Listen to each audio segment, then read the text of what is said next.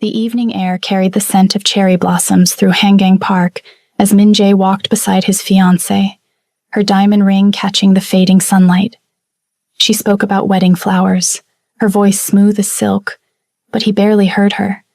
His mind was elsewhere, calculating numbers, analyzing threats, planning moves 3 steps ahead like he always did. That's what kept him alive in his world. That's what made him the most feared man in Seoul's underground. Then he saw her. His entire body locked mid-step, the world tilted sideways. Everything, the joggers, the cyclists, the distant laughter of children, faded into white noise. She stood near the fountain, her dark curls catching the breeze, wearing a simple yellow dress that he remembered buying her 4 years ago.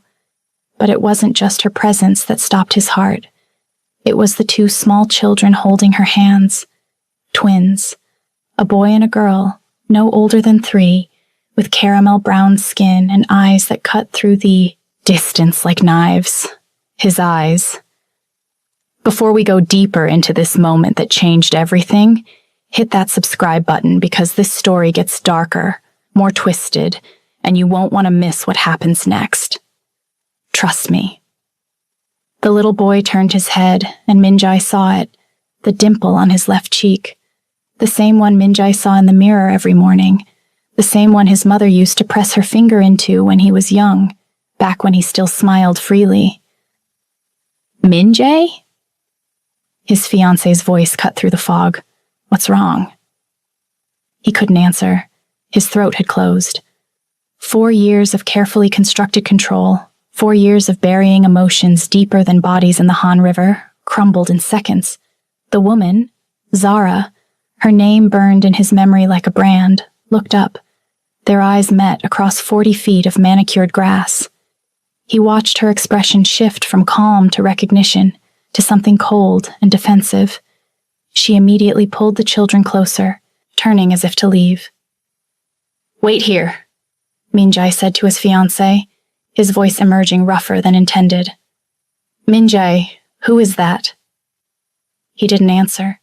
His legs moved on instinct, closing the distance with long strides.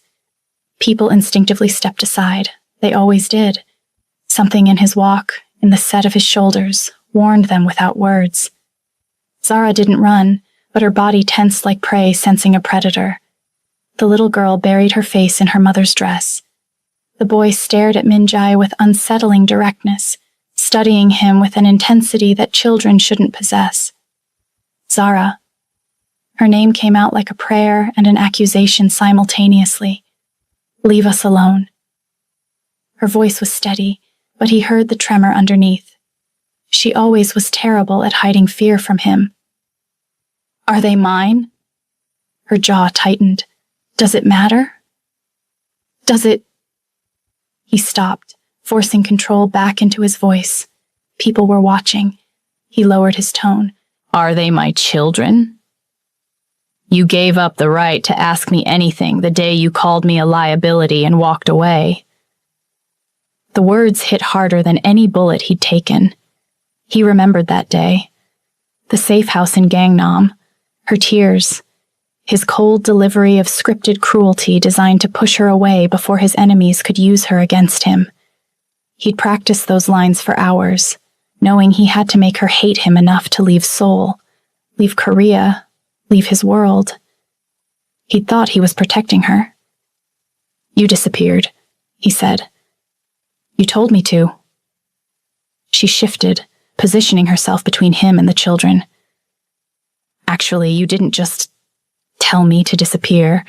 You said I was making you weak, that you needed someone who understood your world, that I was, what were your exact words? A distraction you couldn't afford." Each word was a knife she twisted with surgical precision. He deserved it. "I had reasons. I'm sure you did."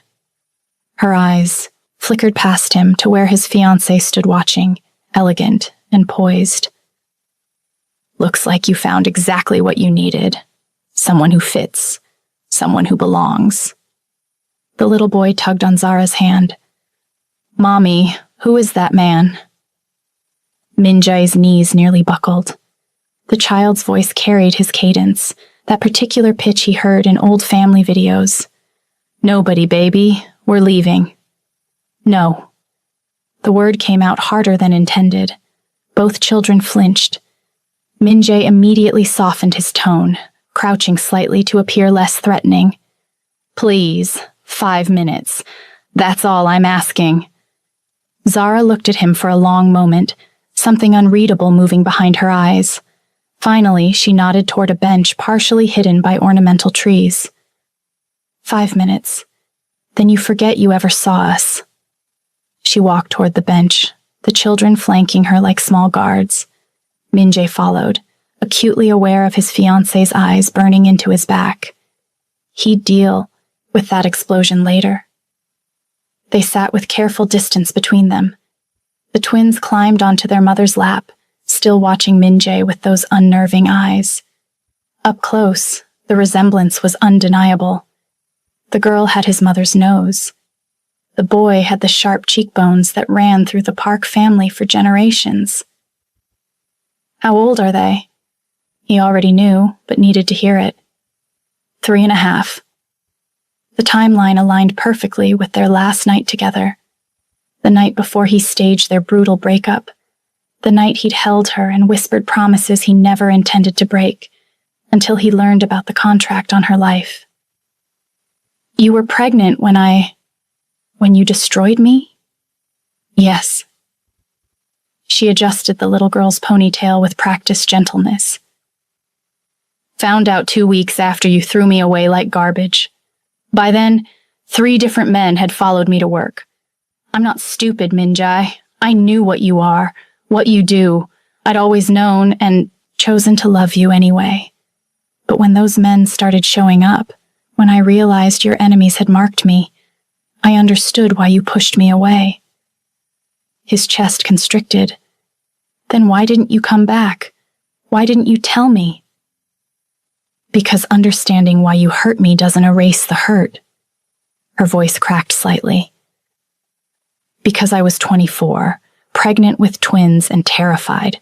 Because one of your men, the one with the scar, I never learned his name, found me in the hospital after a scare at 12 weeks. He gave me money, a new identity, and a ticket to Los Angeles. He said you'd ordered him to make sure I disappeared completely, that if I truly loved you, I'd never contact you again."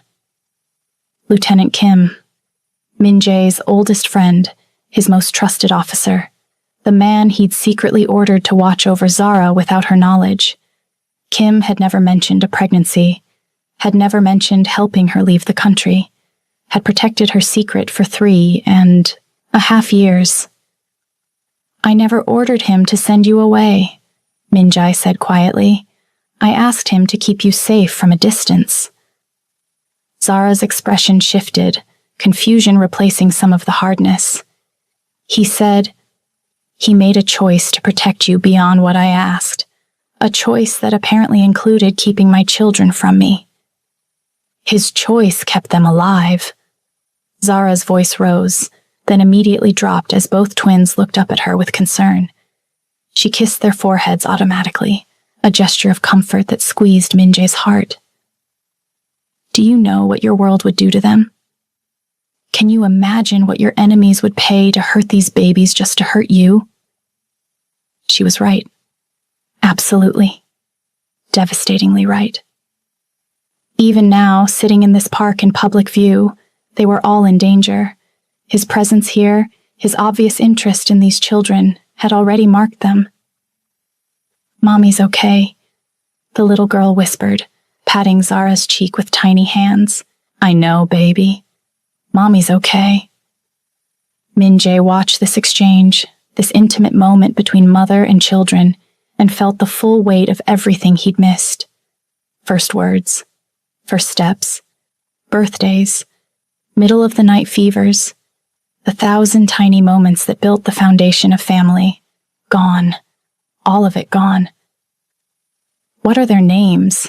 His voice came out rough. Zara hesitated, then yielded. "Kai and Mia.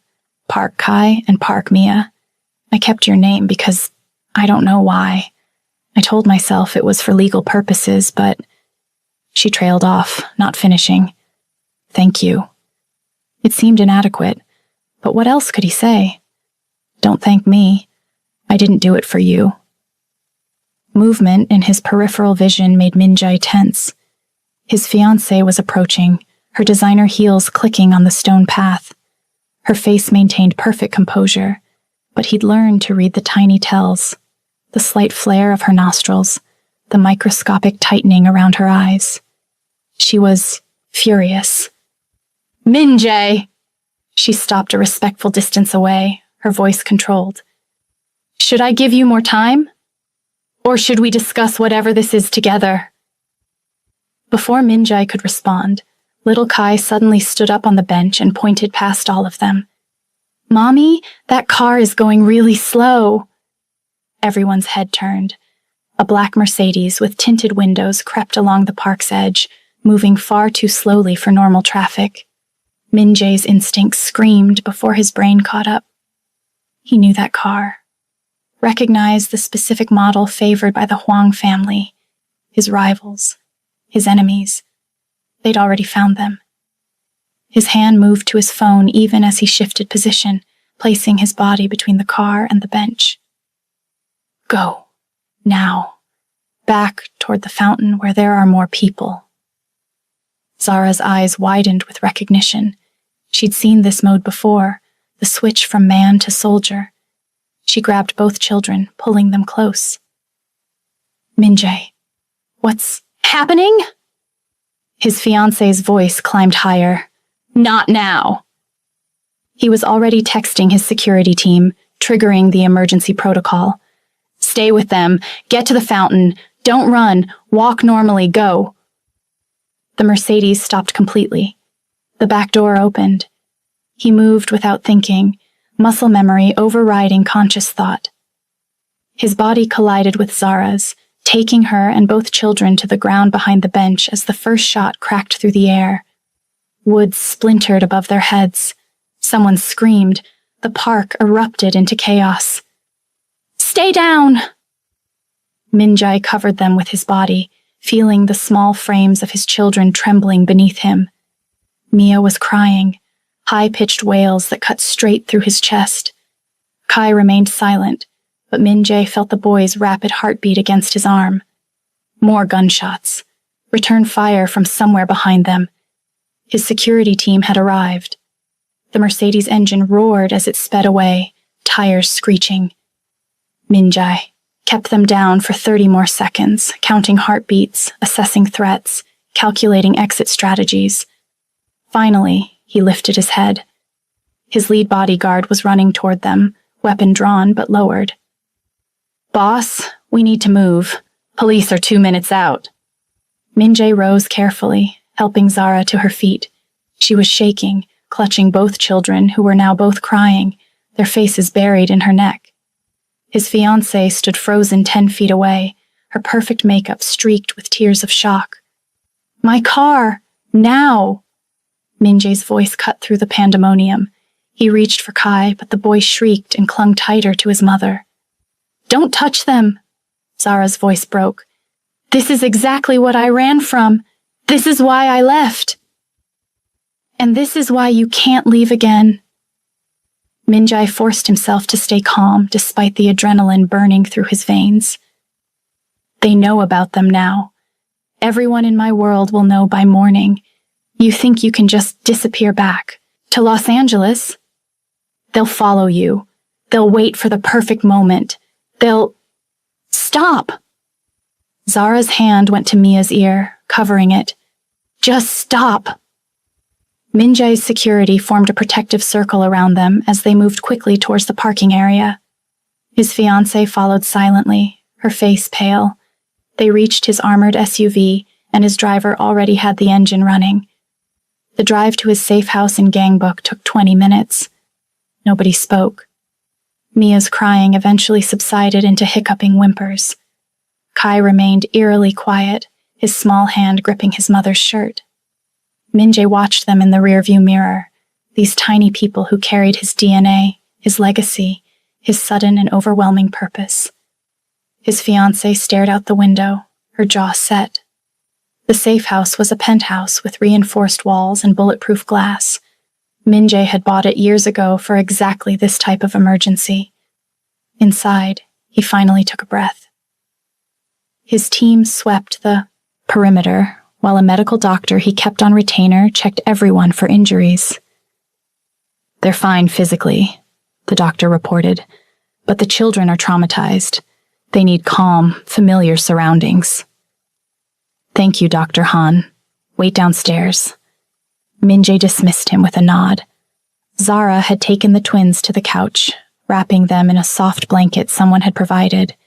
She hummed something low and soothing, rocking them gently.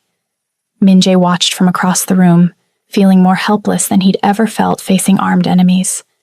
His fiancée touched his arm. "We need to talk. Later." "Now, Min-jae." Her voice carried steel beneath the silk. "You owe me that much." He looked at her, this woman he'd chosen for all the wrong reasons. She was beautiful, connected, understanding of his world. She'd never ask him to change. She'd never be a liability. She was perfect on paper. She wasn't Zara. They stepped into the adjoining room, leaving the door cracked so he could still see the couch. His fiancée crossed her arms, and he watched her perfect composure finally crack. "When were you planning to tell me?" Her voice shook. "Before the wedding? After? Never. I didn't know." "Don't insult me with lies. I saw your face in that park. You recognized her. You recognized them." Min-jae ran a hand through his hair. "I recognized her. The children, I suspected the moment I saw them, but I didn't know for certain until she confirmed it." "And now?" She laughed bitterly. "What happens now? Do we pretend those children don't exist? Do I play stepmother to your secret family while maintaining my dignity at charity galas?" "I don't know yet." "You don't know." She stepped closer, her eyes searching his face. "Look at me and tell me you don't love her anymore. Tell me those feelings died 4 years ago. Tell me I'm not about to marry a man whose heart belongs to someone else." Min-jae opened his mouth, then closed it. He'd built an empire on lies and manipulation, could talk his way out of any negotiation, could convince enemies to become allies with the right words. But he couldn't lie to her about this. The silence was answer enough. His fiancée's face hardened into something cold and calculating. For a moment, he saw what she'd be like as an enemy, dangerous in ways different from the men he usually fought. "Your heart is already married," she said quietly. "I won't be second choice to a ghost you couldn't let go."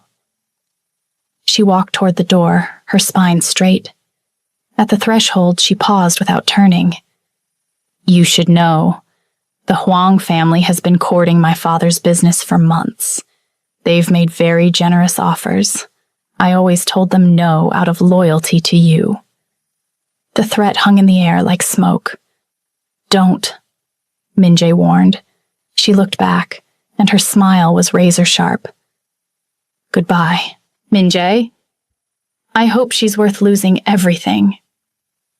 The door closed with a soft click that somehow sounded louder than the gunshots in the park.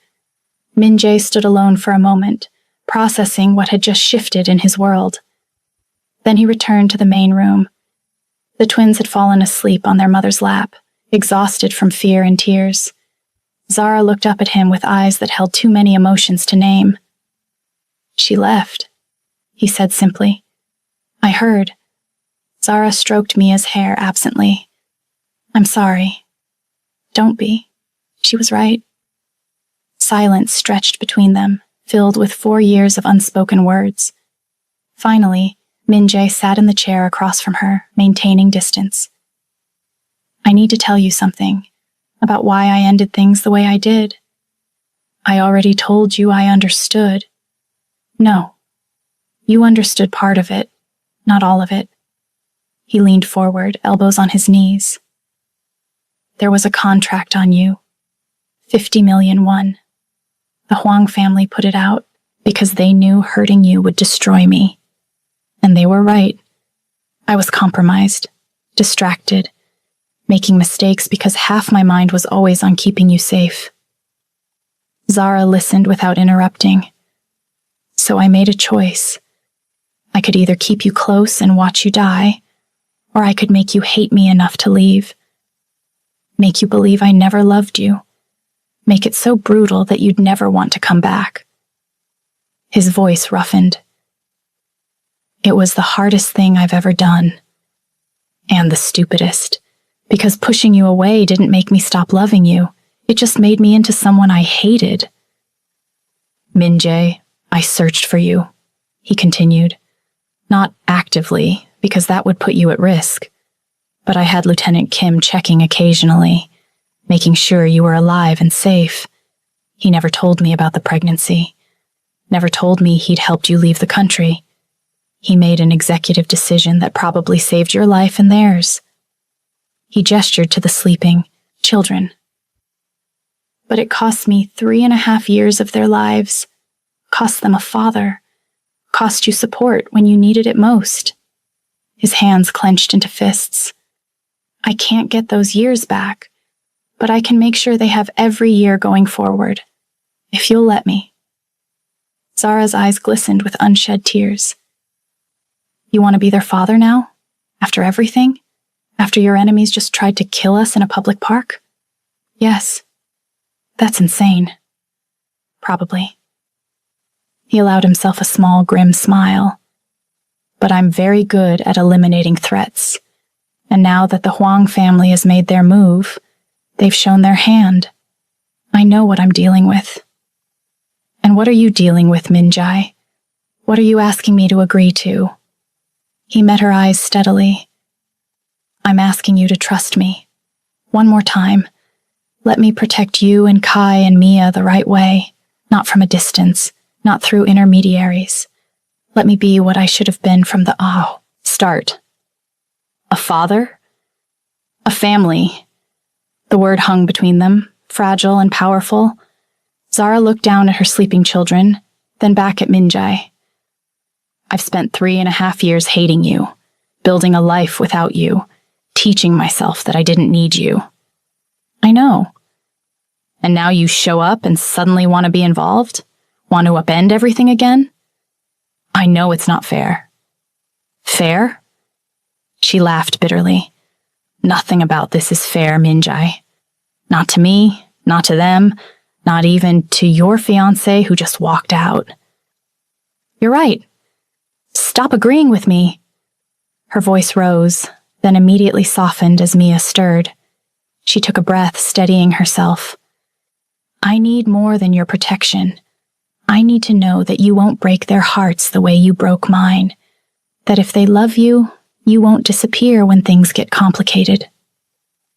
Min-jae stood and crossed to the couch, kneeling so his eyes were level with hers, close enough to see the flecks of gold in her brown irises, the tiny scar above her eyebrow from a childhood accident she'd told him about once at 3 a.m. I can't promise I won't die, he said quietly. My world doesn't allow for that kind of guarantee. But I promise I will never willingly leave them. Never walk away. Never choose anything over being their father. And me? Her voice was barely a whisper. What about us? I never stopped loving you, Zara. Not for one day in 4 years. But I don't expect you to believe that or reciprocate. Right now, I'm not asking to be your partner. I'm asking to be their father. The rest, if there is a rest, we can figure out later. She studied his face for a long moment. Kai chose that moment to wake up, his eyes opening slowly. He looked at Min-jae without fear this time, just curiosity. Mommy, is this my daddy? The question was so simple, so devastating in its innocence. Zara's breath caught. She looked at Min-jae, then at her son. Yes, baby, this is your daddy. Okay. Kai accepted this with the easy adaptability of children. Daddy, I'm hungry. Min-jae's eyes burned. He blinked hard, forcing control. Then let's get you something to eat." He stood and picked up his phone, ordering food from his personal chef. As he made arrangements, he watched Zara whisper to both twins, explaining in simple terms what was happening. They listened with the seriousness of children who'd already learned the world could be dangerous. If you've made it this far, comment below what you think happens next. And don't forget to like this video because the next chapter of this story gets even more twisted. You won't believe what Min-jae's ex-fiancé does next. Later, after the children had eaten and been tucked into bed in the safe house's guest room, Zara and Min-jae sat across from each other at the dining table. The city lights glittered through bulletproof glass. "So, what now?" Zara asked.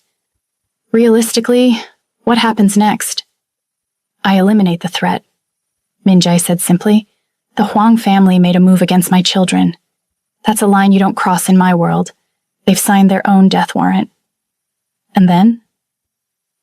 Then I make sure everyone knows that touching you or the twins means war. Absolute unforgiving war." His voice carried the cold certainty that made men fear him. "Within a week, you'll be safer than the president." "That's not a normal life, Min-jae." "No," he agreed. "It's not. But it's the life I can give them. Security, education, opportunity, everything I never had growing up." Zara was quiet for a moment. They need more than money and bodyguards. They need a father who shows up, who knows their favorite colors and their bad dreams, and what makes them laugh. "Then teach me," he said simply. "I missed 3 years, but I'm here. Now, teach me how to be what they need." Something in Zara's expression softened slightly. Not forgiveness, not yet, but maybe the beginning of a path toward it. Across the city, in a luxury apartment in Gangnam, Min-jae's former fiancé sat across from the head of the Huang family. The old man smiled as she slid a folder across the table. Security protocols, his weaknesses, the location of his safe houses. She leaned back, her smile sharp. "You wanted to know how to hurt him? He just gave you the perfect weapon. The children. The children. And their mother." She accepted a glass of wine, swirling it slowly. "He's compromised now, distracted, vulnerable in ways he never was before." The old man studied her carefully. "And what do you want in return?" Her smile widened. "I want to watch his empire burn, and when it's ashes, I want what's left." She raised her glass in a mock toast. To weakness, and the men who let it destroy them. The screen faded to black, but one thing was certain. This war was just beginning.